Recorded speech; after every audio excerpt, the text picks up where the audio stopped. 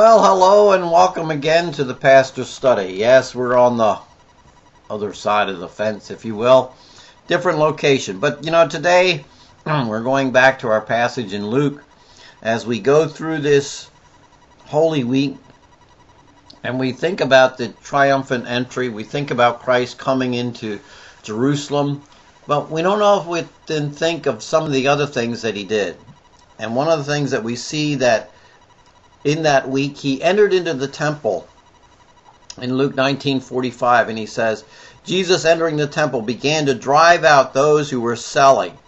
And he said, "It is written, my house shall be a house of prayer, and you have made it a robber's den." What a challenge.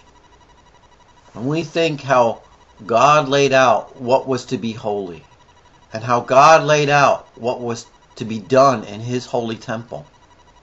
One of the key things that's given to us is prayer. Communication with God. And yet, Jesus in this moment says, you men, you people, have turned it into a robber's den, robbing from the people, robbing access to God. What do you think about when you think about prayer? Do you think about access to God? Do you think about what God might want in your life? What he might want out of you? Do you take it as an opportunity to know and communicate with God?